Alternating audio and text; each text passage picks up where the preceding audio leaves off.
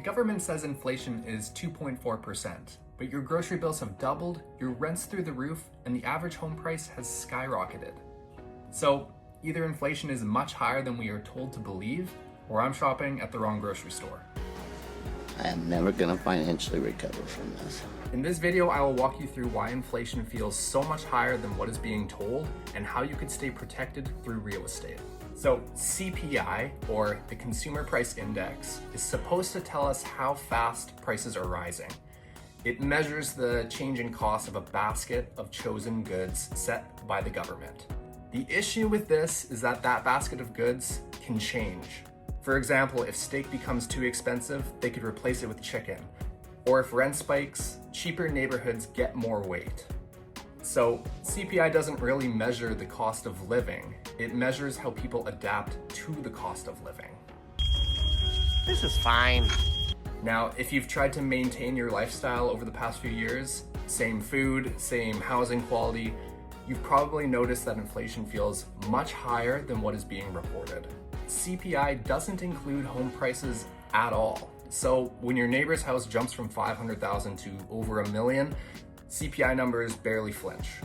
So if CPI isn't really showing the true story, what actually is?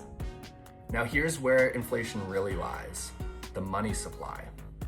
In 2005, Canada's money supply, that's the total amount of cash, checking, and savings within the system, was around $670 billion. Today, it's over $2.7 trillion. That's roughly 4 times more money in just 20 years. Now here's the issue in this. Every new dollar printed weakens the value of old dollars. So more dollars chasing a similar amount of homes, land, assets means higher prices for everybody. It's a different way of looking at assets in general. It's not that the asset is increasing in price, it's that the value of your dollar is dropping. That's not just price inflation, that's currency debasement. As governments keep expanding the money supply to fund deficits and stimulus, investors look for protection in things that cannot be printed. And real estate is one really good example of that. When money is infinite, assets become priceless. Now, why is it important to understand all of this information? Once you own hard assets, such as a home, you can actually benefit from this money printing. Your mortgage amount stays fixed while your property rises with inflation. Imagine taking out a $500,000 mortgage today. 30 years from now, you'll be paying it off with dollars that are worth far less. You're literally paying back a loan with cheaper money. It's like promising to pay back the price of a movie ticket from 20 years ago. Back then it was what, $5, now it's 20, and you need a second mortgage to buy a popcorn. Money, please! Now, lately I've heard a lot of people also saying that they are waiting for interest rates to drop before they jump into the housing market. But here's the problem. When rates fall, the money supply usually rises, and prices typically tend to move first.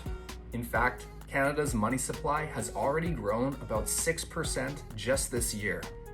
That's new liquidity that's likely to push housing even higher in the coming months. So CPI tells a good story, but money supply tells the truth.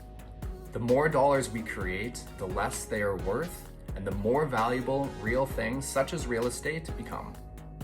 Inflation punishes savers but rewards owners, because wealth isn't about how many dollars you hold, it's about what your dollars are anchored to. In a world where money is printed endlessly, the smartest move is not to save more cash. It's to own more things that survive the printing press. If you have any questions on today's topic, please feel free to reach out.